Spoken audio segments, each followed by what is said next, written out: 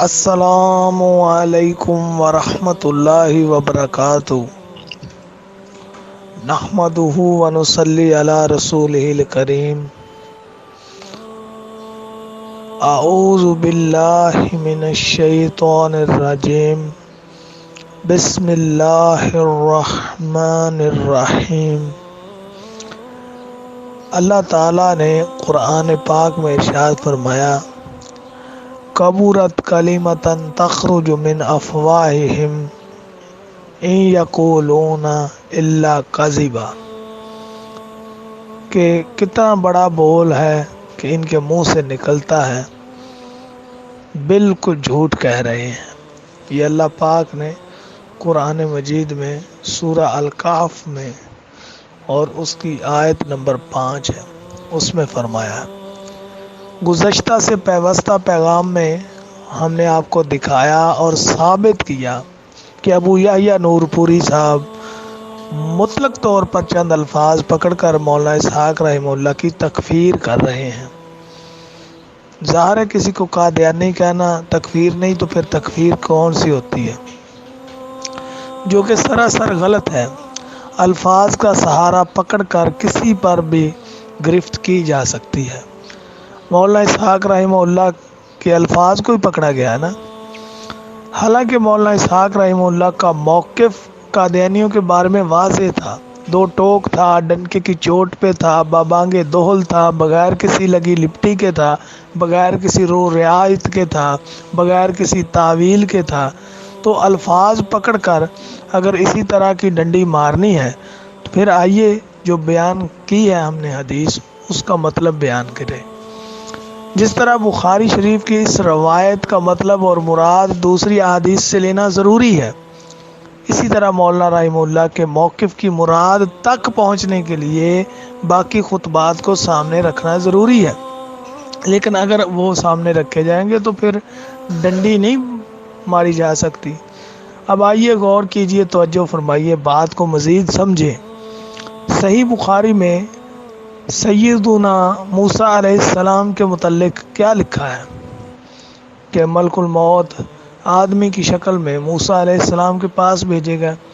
جب وہ آئے تو موسیٰ علیہ السلام نے انہیں ایک زور کا تھپڑ مارا اور ان کی آنکھ پھوڑ ڈالی۔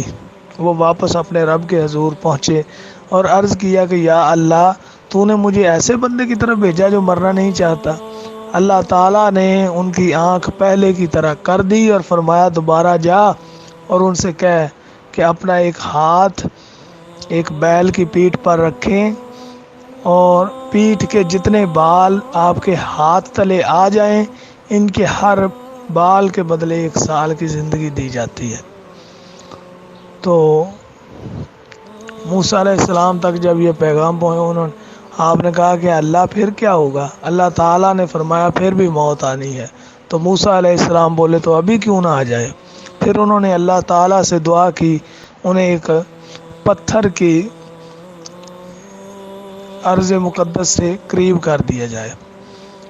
وہ ابو ہریرہ رضی اللہ تعالیٰ عنہ بیان کرتے ہیں، یہ مفہوماً میں عرض کر رہا ہوں کہ نبی کریم صلی اللہ علیہ وسلم نے فرمایا تھا کہ اگر میں وہاں ہوتا تو تمہیں ان کی قبر دکھاتا کہ لال ٹیلے کے پاس رستے کے قریب ہے، لال ٹیلے کے پاس۔ اب یہ بھی مطلق الفاظ ہے صحیح بخاری کے۔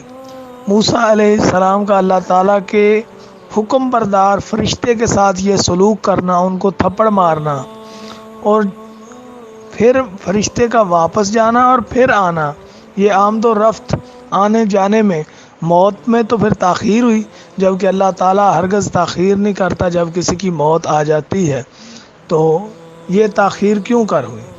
اب ظاہر ہے کہ اس اعتراض کو حل کرنے کے لیے الفاظ چھوڑ کر ہم دوسری احادیث کی طرف جائیں گے کہ موسیٰ علیہ السلام کو پتہ نہ تھا کہ یہ فرشتہ ہے وغیرہ وغیرہ۔ تو یہی اصول مولانا اسحاق رحمہ اللہ کی بارے بھی اپلائی کریں۔ یہ ایک مسلمان کی تکفیر کا مسئلہ ہے۔ جو فوت ہوا تو مسلمان تھا، جو جب زندہ تھا تو مسلمان تھا، وفات کے وقت بھی آپ سب کے منہ سلے ہوئے تھے۔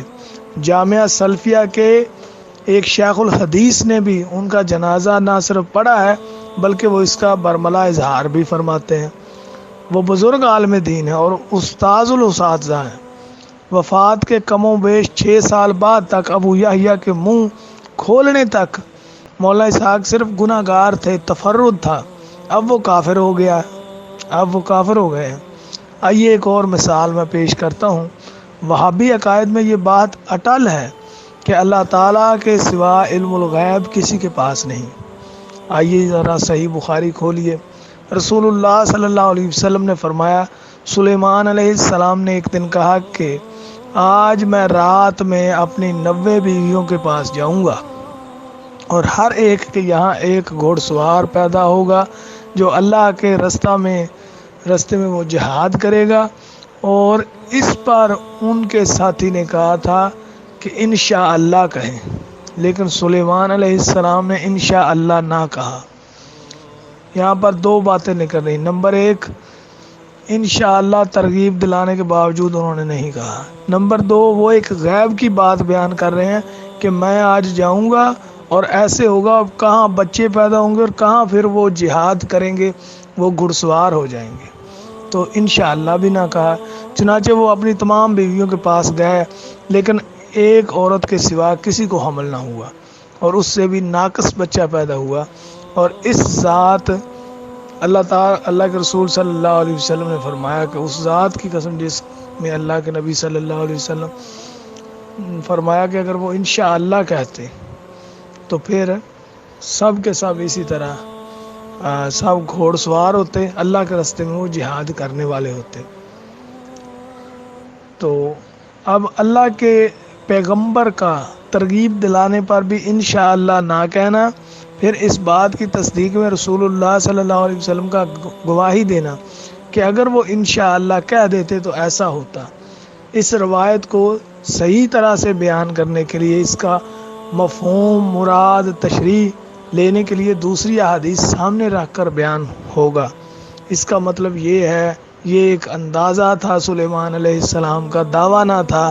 یہ باتیں دوسری احادیث کی طرف جا کے آپ نکالیں گے نا۔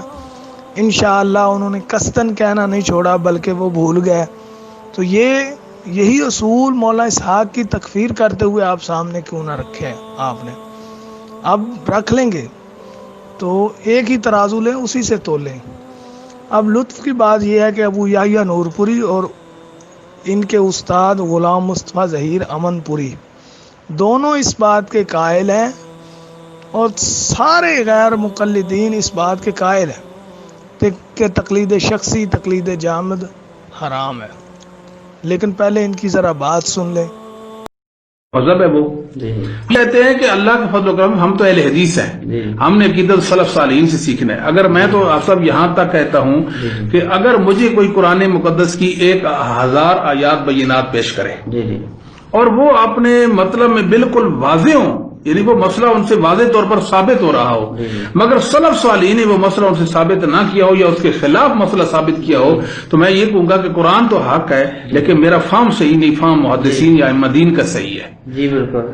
یہ ایک بنیادی خصوصیت ہے اہل حدیث مسئلہ کی، امتیازی حیثیت سے ایک بات ہے اہل حدیث مسئلہ کی، یہ آپ کی طرف سے قرآن و سنت کے مفاہیم نہیں بیان کرتے۔ اب سن لی تو اس کے بعد خود فیصلہ کریں۔ ذرا ایک نظر اصول کرخی کی ایک عبارت پر بھی ڈالیں جو ان وہابیوں کے نزدیک کفر اور شرک پر مبنی ہے۔ وہ لکھتے ہیں کہ ہر وہ آیت جو ہمارے اصحاب کے قول کے خلاف ہوگی تو اس کو نسخ پر محمول کیا جائے گا یا ترجیح پر محمول کیا جائے گا، یا منسوخ سمجھا جائے گا یا اس کو ترجیح دی جائے گی امام کے قول کو، اور بہتر یہ ہے کہ ان دونوں میں تعویل کر کے تطبیق کی صورت پیدا کی جائے۔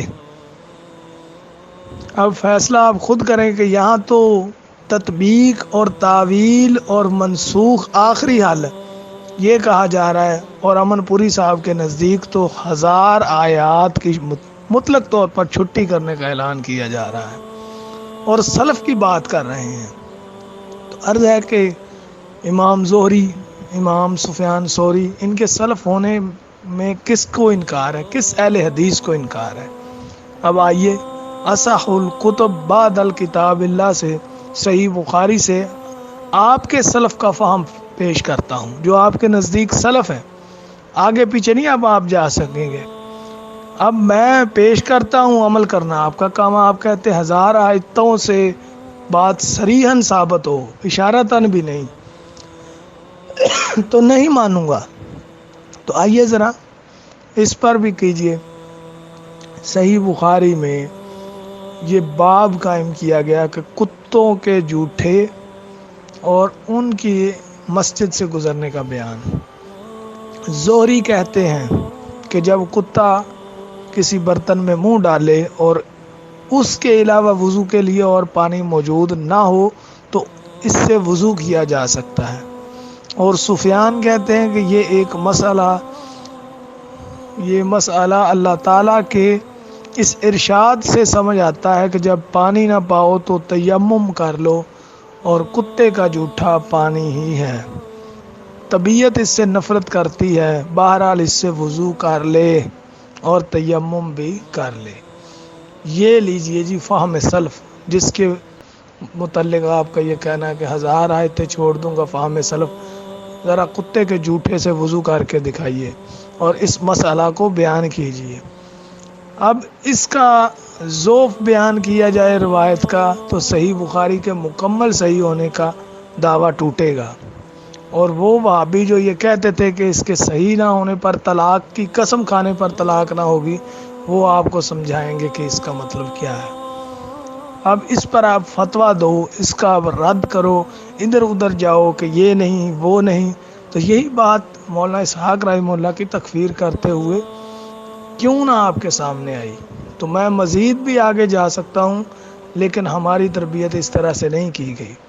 نہیں تھا اپنا مزاج ایسا کہ ظرف کھو کر انا بچاتے، ورنہ ایسے جواب دیتے کہ پھر نہ پیدا سوال ہوتے.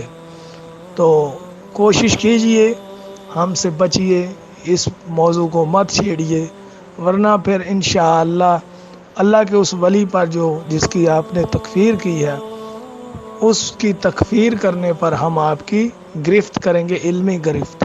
اور آپ پھر بتا کے جائیں گے اپنے بچوں کو بھی کہ اس کو نہیں چھیڑنا. باقی انشاءاللہ آگے آئندہ